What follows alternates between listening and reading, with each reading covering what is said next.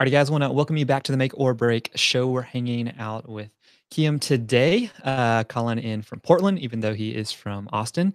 We are super excited to have you on, an excellent woodworker. And I know you've probably had a lot of attention here lately because you're one of the contestants still on the show as of the time of this recording over on Making It. And I'm excited to chat with you just about your journey into woodworking. But thanks for taking the time and jumping on with us. Thank you for having me. Yeah, man. Well, I would love to get into your background a little bit and how you got into what you're doing now. And so going all the way back, just I guess growing up, were you into making? Like, did your like parents do it? Like, how'd you get like tools in your hands? Um, yeah, growing up, I mean, my mom was definitely crafty with, doing small little projects with us when we were kids. She grew up in Vietnam and, you know, didn't really have anything, so she was always making her own toys and clothes and just anything she needed, she would have to make her own. So she, knew a lot of that kind of stuff and showed us a few things. And then my dad was also like a very handy guy. He loved doing a lot of DIY projects around the house, and he was always fixing things himself, like everything, like plumbing, electrical, construction, and so I was always around that stuff too, growing up. That's cool. Did you grow up in Vietnam or did they move here before? They moved here before. I was born in Connecticut, so Okay, cool. yeah, So were you into like this stuff, like the making side of things, like Legos, like building? Like what was that kind of like yeah, for you? yeah. I was definitely into all that stuff. I feel like one of the first things I like little building kits that I got was I mean either Legos or this kit called Steel Tech. Uh-huh. And I don't know if they're around anymore, but it was mainly metal, and it would just have little metal strips with holes in Oh, it, cool. and Yeah. then it would come with like little bolts and nuts, and you could just kind of arrange them and build little metal pieces. And I remember building like this little car without any instructions as a kid, and I designed it all myself, and I was super Yeah. proud of it. And I think it's still put together somewhere at my parents' house, which is Oh, kind of really? cool. That's cool. Were they like Yeah. metal rods? Is that what they? I'm trying to remember because I think I had something Yeah, like that. yeah, there was all sorts of stuff. There were like, Okay. yeah, the rods and then little wheels you can put on, and like just the metal pieces were all pre-cut sizes, so you could just kind of mix and match. And I mean, it was similar to Legos in a Right, way, right. just building things. But Yeah, yeah. Was there a certain like type of stuff that you liked working on? Like was it vehicles, cars, or did you just kind of just make whatever? I think it's just whatever at that. Yeah, Yeah, I yeah. was I was the exact I still remember building like a massive like pirate ship just out of Legos and like Oh, I kept nice. remaking it over and over again. I don't know why. It was even but that's cool. It's funny the metal pieces. We've had a couple people mention that they really got into that like outside of just doing Legos. Which is cool. But in so like in high school, did you guys have shop class? Like did you go to high school in Connecticut? Yeah, I did. I went to high school in West Hartford, and I was always very into art, like growing up and through high school and everything. And at that point, I kind of like I didn't really do anything 3D, Yeah. um, or even with color. Really, I just didn't feel very experienced and just wasn't that good at it. And that's kind of when I got into photography too. Oh, And cool. they had a little dark room in the shop, and that kind of like really grew on me, and that's when I decided I wanted to go to art school for photography. Gotcha, gotcha. Because you got Yeah, your is it a BFA from Massachusetts College of Art and Design? Is that right? yeah, yeah, that's right. And so it was in photography. Like, was it like specialized? Is that how that works? Well, I mean, yeah, there's different majors, but I was gonna do photography originally, and then there were, the first year at art school, they kind of want you to try a little bit of everything. just to make sure you know what you like. And that's when I kind of realized I like couldn't decide after that. And there's a thing called open major, which you kind of have to create your own curriculum and apply for. And I ended up applying to be an open major, and that's technically what my degree is in. Gotcha. Um, yeah, and that's when I started to do a little bit more sculptural or just 3D things, and Yeah. then with woodworking. Yeah. So how did you get to woodworking from photography?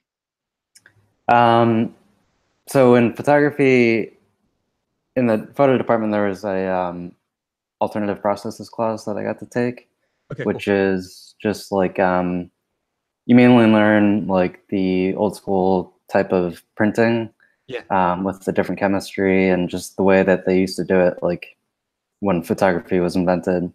And that's when I learned how to do salt prints, which is just basically like coating a piece of paper with silver nitrate and a salt mixture, and then developing it because silver nitrate is photosensitive.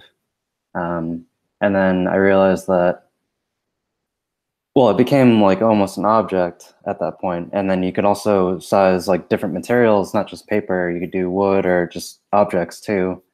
And so I wanted to, my original idea was just kind of try to print onto 3D objects and kind of Gotcha. create photo sculptures. Um, and then it ended up kind of moving towards like building cases for these little photographs that I kind of saw as objects. And yeah, eventually just turned into all woodworking. That's cool. So when you were doing photo, was there was there a specific thing that like drew you, like a certain subject or topic, or was it just the medium in itself that you really enjoyed? I think it was the medium itself. I definitely did a lot of portraiture and landscape stuff and still life, and um, but everything was very like project based. Gotcha. So Okay. yeah.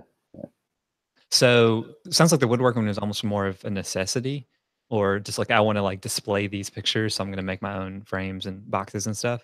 Yeah, I guess in a way, yeah. So what when did you really start to enjoy the woodworking piece? Was it like right off the bat? Like, oh, like I really enjoy this aspect of like art as well? It wasn't until my last year at Mass Art actually, which I wish I had tried woodworking earlier, Yeah, yeah. because they have a pretty awesome wood shop there, and just, I mean, all the departments there are amazing. They have so much stuff you can play with. Um, but yeah, it wasn't until the last year of Mass Art. Gotcha. That's cool. So you graduate, and then is your next step to do like woodworking more full time? What was kind of your next step after college? Um, I mean, after college, I was working at a frame shop, like picture frames, and everyone that I wor- most almost everyone that I worked with also went to Mass Art actually, and so it was fun just being around other artists and talking about different things that everyone was Yeah, yeah. working on, and it was kind of my first, I mean, woodworking job, like in quotes, um, where I got to cut frames for a living, basically. Yeah. And then my Amanda, who was my girlfriend at the time, we kind of just wanted to try something new and move somewhere. Boston was getting really expensive, and so we had learned a lot about Austin. Um, so we ended up just packing up our car and moving to Austin. Did you have like anything lined up, or was it literally like, well, let's just go to Austin? Yeah, we didn't have anything lined up. We just packed up our car and moved. We had a friend that was living in Austin, Okay. and we stayed with them until we found a place to live and jobs. And my first job there was at a cabinet shop. Okay. Yeah, it was kind of a large operation. It was mainly, I was kind of like a machine operator almost. Okay. They I was just cutting stiles and rails for cabinet doors. Yeah. Was it like CNC stuff or was it like actual table saw and everything? Um, no, it was yeah, like table saws, and Okay. I just it was a big operation. We would turn out like from start to finish, like I don't know, maybe 30 orders a day, which is insane Jeez. because they had like crazy equipment where to glue up panels, you have to let the glue dry, Right. and that takes you're supposed to let it sit for like 24 hours, but they had I don't know exactly what it was. It was some sort of like radio frequency crazy press dryer thing that Yeah, yeah. would dry the glue in 30 seconds. That's So you get a crazy. full panel, yeah, and then it would go through the entire process, and it was kind of insane. So it was like a full like assembly line, like that Yeah, almost okay. yeah, Gotcha. yeah, definitely. So were you also building out like your own shop on the side? Like were you still doing your own kind of projects in addition to the day job? Yeah, it wasn't until we moved to Austin that like we were able to find more maker spaces Okay. available for people that were, just affordable too. So yeah, I was able to find, rent some space and just do it on the side. And when we moved, we didn't have any of our furniture or anything. We just kind of had our clothes and cameras and computers and stuff. And so when we got our apartment, we just didn't have anything. And instead of going out to buy stuff, we wanted to try to make it since we Yeah. had that space available. Um, so started making our own furniture. Cool. So the almost like out of necessity is what drew you to furniture, it sounds like? Yeah, yeah, and just having the option, like we didn't have anything, so it was cool. Like if we already had like a I don't know coffee table and TV stand or something, I probably wouldn't have started making those pieces Right. first. Yeah. So did were you doing like I know like especially for me like when I started doing furniture it was like pocket hole like using just like the stuff I could get like Home Depot or Lowe's. It was especially a lot of like patio stuff just out of 2x4s. Like was that the type of stuff you were doing but or was because you've had this background like you're able to go more of the fine furniture out to start out? No, yeah, I went straight into more of the fun stuff just because I hadn't had too much. I didn't really have a chance to do it before as Okay. much. And it's something I'd been thinking about for a long time at that point. And since then, we since we had the opportunity, just with the shop space available, and I was able to there's a bunch of like really awesome lumber yards in That's cool. Austin that have like really nice wood. So I just decided to buy nicer wood and just try to really make it beautiful, Yeah, I yeah, yeah. guess. So, especially when I'm looking through your stuff over on your website, and I think a couple people are asking. So it's with akwoodanddesign.com, is that right? Yeah. Okay. Um, a lot of it seems it's more of kind of the mid-century modern style, and there's some like Mhm. some super cool like Japanese influence to it. Has that always been something you've been drawn to, just as a like an aesthetic, in the stuff that you're working on? Yeah, absolutely. One of the first woodworkers I learned about was George Nakashima, and he's still one of my biggest influences. Yeah. Um, and yeah, I just really love that style.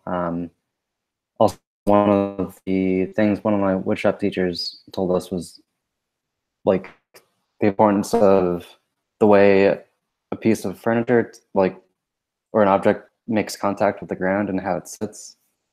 And I feel like that's something I always take into consideration too. And with mid-century and Japanese style furniture, that's something I really appreciate and take notice.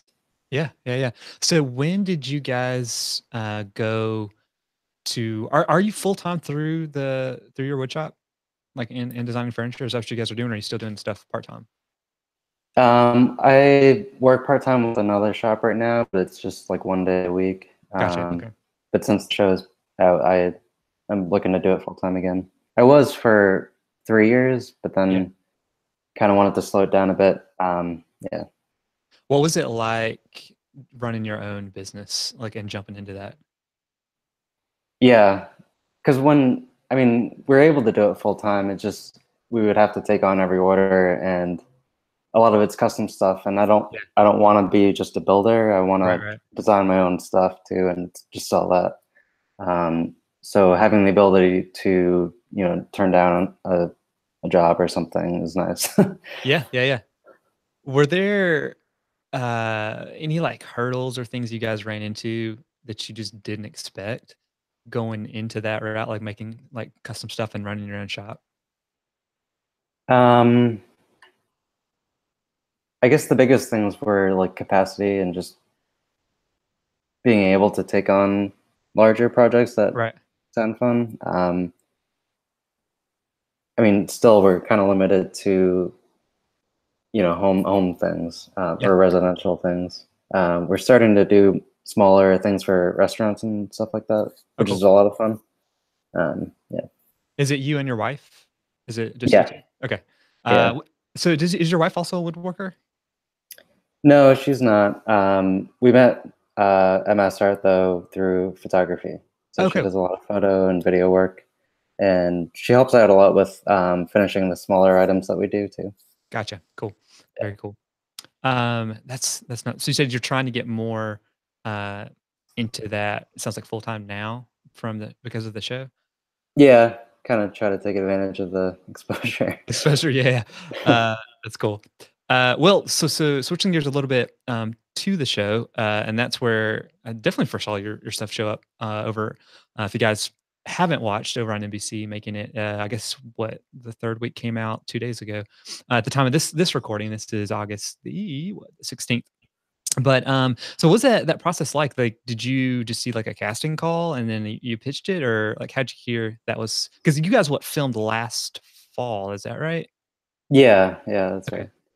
right. Um, we didn't know about the show until a casting producer reached out to A&K. They just emailed and let us know about an open casting call that they were doing in Austin, and asked us if we wanted to come out and do an in-person interview. And we were just amazed that we got that email, and they told us that Nick and Amy were going to be the hosts. Yeah.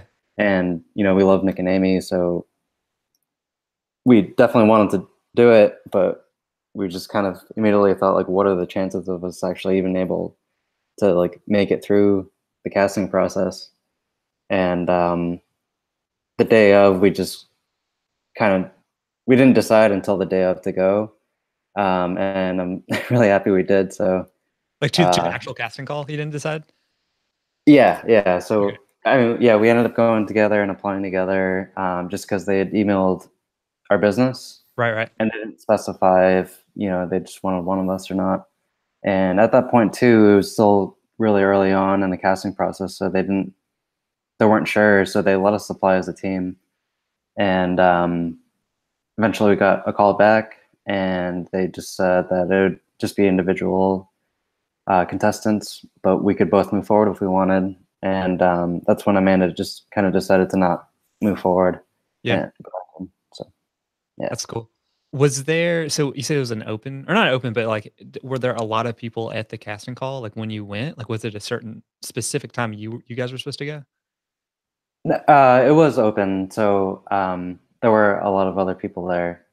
We actually They did it in groups, so we kind of sat in a group with other people, and we kind of just went around the circle, kind of talking about what we do and you know stuff like that. So were they just, like, literally just looking at businesses or people, like, online, and asking them, like, to come in? Like, I didn't realize it was just a like, almost like a cold call to you, to come to the casting. Yeah, I guess they must have. I'm sure they saw us on Instagram or Right, right. something, and yeah, they must have reached out to a bunch of people. But I know a lot of people submitted like video interviews or Oh, cool. video submissions. Yeah. Yeah, yeah. So you guys do it and you hear back that you're gonna have to split, and so, it was she was your fiance at that time, right? You guys weren't married? Or when did you guys get married? Yeah, we got married after the show. Okay, She was my fiance at the time. Yeah. gotcha. So, Yeah. how long was it until you got like, did you get a call? Did you get an email? Like, how'd you find out you'd be on the show? Or were there more, like, rounds of interviews and stuff? Sorry, what was that last question? Were there more, like, rounds of interviews and stuff, or was it you just got a call one day that if asking you to be on it? Yeah, it was kind of a long process actually. Um, they yeah, it was they would call back every month maybe, Okay, and there was just a bunch of different stages that they were going through just because of all the applicants. gotcha. So how long was that process? Like, when was that casting call, the first one? It was probably about 3 or 4 months total. Okay, I think it was around April when we went to that first interview. gotcha, that's cool. Yeah. So how did you find out that you'd be on it? It was kind of crazy. It wasn't until the a few days before we needed to fly out that they were going to make the decision. Oh, And serious? they told us that it would be last minute sort of thing. Not last minute, but just towards the end. Right, right. Yeah. So Just did because you there were so many people that they were going through and they just wanted to make sure they were going to pick the right people, I guess. so did you know that you were like, you'd gotten pretty far, like, there was a pretty good chance you're gonna come on, or was it a surprise when you found out that you'd be on the show? I knew I was getting close just because they had told us like kind of the timeline of Okay. when they were going to want to film. So since it was getting so close to that deadline, I knew it was one of the last people. That's crazy. What was it like? Was it a phone call? Was it an email when you found out? It it was a phone call. Okay. It was crazy. Um, yeah, I mean, it was one of the craziest experiences of my life for sure. Yeah. Yeah, yeah. So, alright, so you get the phone call, and then it's just a few days, and you guys are flying out to is it LA that you guys filmed or somewhere around there? Yeah, just outside of LA. So it was just a couple days, and you guys are out there? Yeah. That's cool. That's nuts that it was that quick that it happened. But, um, so what was the what how has the experience been looking back on it? Like, you don't have to say, like, how far you got and all that kind of stuff, but, like, going into it, was it what you thought it would be, with the way it was described? It was so much better than I thought it would Really? be. Okay. I mean, I Gotcha. thought it would be amazing, and it was even better than that. So, like, we it's a competition show, and it was just a little bit nerve wracking, just because you kind of have an idea of what to expect with a competition show, Yeah. but since meeting the contestants, it was just crazy how nice everyone was, and we all kind of hit it off really quickly, and we still are all friends now, and That's we cool. talk every day actually. Oh, really? That's cool. Yeah, yeah, it's awesome. That was something I really like, especially watching that first episode, because most of the competitions, shows, at least it feels like the people are, like, attacking each other a little bit or, like, a little bit aggressive, and you guys are, like, so, like, just nice, like, "Oh, that's cool, like, like, I wish I could do that, that's cool." So as far as the actual filming, and if people haven't watched it, you guys do basically 2 competitions in each show. Is that all one day that you guys are doing that, or is that split up, like, each episode? Yeah, it is split up just because it's a 3-hour challenge for the short one, and then the long one is between 12 and or 10 and 13 hours. It kind of depends. Okay, gotcha. The long ones, Yeah, so that's a lot longer than I guess I thought it was watching it. That makes sense. yeah. So when you get there, and you guys are getting the challenges, like, do you guys have an idea of this is what's coming, or like when they're telling you what it is that the first time you're hearing it and you're having to come up with something on the spot? Um, you definitely don't know if there's going to be some sort of like twist. So Okay. that's kind of the biggest challenge, I guess. Yeah, yeah, yeah. Because I felt like some of your stuff, even I guess the episode a couple nights ago when you were building the outdoor, like the movie, I guess the outdoor theater Yeah. almost. And I was Hmm. like, these guys are gonna have like lots of supplies, like at least either there's a massive warehouse around somewhere that they're pulling it from, or they have it at like a ballpark of what these guys are gonna be working on, which is cool. Yeah, that was great. I feel like I work best too, just kind of having an idea of what's available. Yeah. to me, just so I kind of have in my mind like what I can do if I need like a backup plan or something. Yeah, yeah. So, what is it like building, like, under the cameras versus, like, when you're in your own shop working on furniture? Like, do you still kind of find yourself getting the same flow, or is it just totally different with all the people around? I expected it to be completely different. Really? Okay. The first time we got on set, I'd never been on any sort of set before, and was kind of starstruck too with everything that was going on and all the cameras. Um, and it was it ended up being kind of you just kind of get into the zone and just kind of ignore the cameras altogether. And since it was all timed, you you don't really have a choice in a way. Yeah. You just kind of are really focused in on your project, so you kind of don't even see what else is going on around you. Yeah. Yeah, yeah. Cool. So, as you are working on the projects, like, is there a clock that you're watching? Like, do you have like, how do you know Yeah, when time's okay. yeah. There's a little clock, but I don't know if it helps or not. I guess it does in the end, but it's just watching it tick down. It's just kind of nerve wracking, especially It's when it some gets sort to like the last like 15 minutes, and you feel like you have so much left to do. It's just yeah. kind of crazy. Yeah, yeah. So, what was it like with Nick and Amy there? They were amazing. They're exactly like what anyone would expect in real life. Yeah. They just are so friendly and easy to talk to, and hilarious. Yeah, yeah, yeah. I mean, obviously, I first saw them on Parks and Rec, and the first time I watched it through, like, I didn't know Nick Offerman was, like, a real woodworker. Like, he would just Mhm. I was like, "Oh, like, he's, like, playing the character." And then it wasn't until I got woodworking later, and I think I was listening to actually the Making It podcast with, like, Jimmy DiResta, Bob Clagett, and Oh, David Picciuto, and Jimmy mentioned Nick, and, like, I think he came on the show to talk about his woodworking, and I looked him up, like, I'm like, "Oh, man, like, this guy's for real." Like, he knows what he's doing, and, I've gotten to meet him a couple times at woodworking stuff, and he seems like just the nicest guy, out oh, there, so, nice. Yeah, yeah, he is super cool. yeah. I didn't know he was a woodworker either in real life until after Parks and Rec. But Yeah, yeah. yeah, yeah.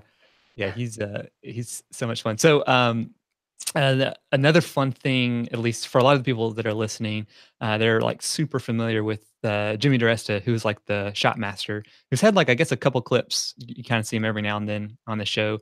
But like, were you guys able to interact much in the actual like building process, or is he more just there, kind of like, hey, if you need help, like I can help you cut this or give you this tip or something? Yeah, that was more of his role, but we definitely got to interact a lot and talk a lot about just general, what making and woodworking. I Yeah, actually didn't know who he was yeah. before getting there, and I'm so happy I got to meet him. He's an awesome guy. He has so many tips and stuff. It's crazy.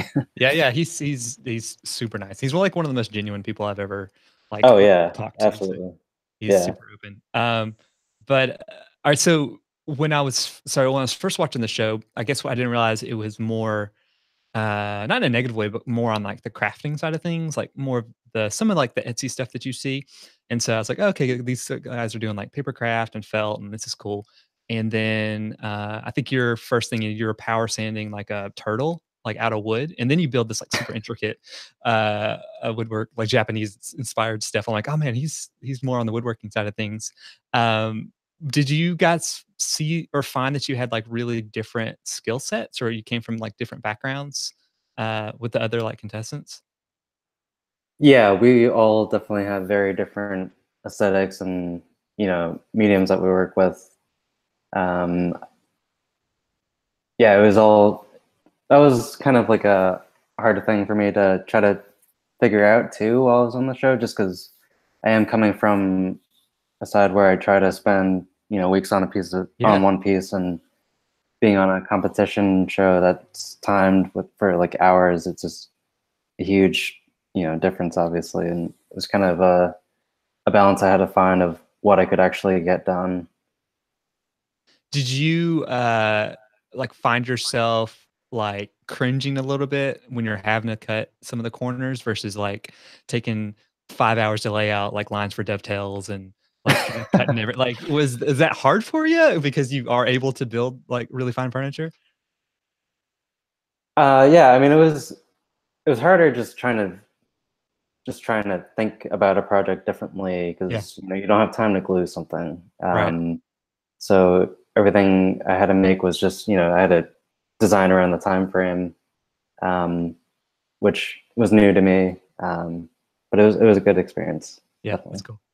Yeah. Uh, well, so we've got a couple questions, and people are watching live. Make sure and drop them in the chat. But a few of them are so. Let's see. This is coming from Steve Mosley. So your favorite materials to work with, and if it's wood, like, is there a certain species that you go to? Yes, it is wood, and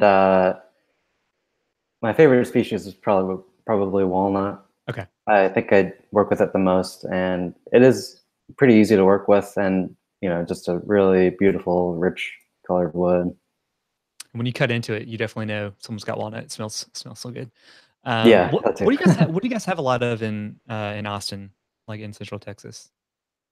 The Well, I think pecan is Okay, probably, yeah, number one. It's super dense, subspecies of hickory, or they're about the same. So gotcha. And then he was also asking favorite tools. So do you tend more towards like the traditional hand tools or power tools, or a little bit of mix of both? definitely a mix. I want to do a lot more the hand tool stuff. It's it's definitely what attracted me to woodworking to begin with. Yeah, I mean, I have like a Lee Nielsen dovetail saw that I really love, and the two cherries chisels. So I love trying to work with those as much as possible. that's cool. So he was also asking, Steve's also asking, as far as your inspiration, where do you get inspiration? Is it because you mentioned some client builds, like, do you get a lot of, like, juice from that, or do you have other just ideas you've got that you wanna build? Um, a lot of the inspiration comes with like kind of what we need in the house too. Okay, And then looking at other pieces through like mid-century modern style pieces and Japanese style and architecture too, I guess. cool. Do you have like, a dream project that you want to work on? Is there something out there that you really wanna get into? Um, right now, I really want to try to make like a Euro Saarinen style uh, little coffee table, Okay. just like the classic huge tapered like round. Yeah. What it's called? Yeah, that piece, but out of all wood. That's cool. Yeah, Well, sweet. Well, man, I appreciate your time and jumping on and chatting yeah. with Thanks for us. having me. As far as so, if people do want to check you out, especially the stuff that you're doing, is the website, is that the best place you'd send them, Yeah, the website or the Instagram. or Instagram? And what's the Instagram? It's also AK Wood and Design. AK Wood and Design. Cool. Well, Yeah, man, well, I'm looking forward to at least watching you for another week on the show at the time of this yeah, recording, and I hope to see you all the way to the very end. yeah, But cool, man. Well, thank you so much. It was a blast chatting with you. yeah. Thank you. It was great. Yeah.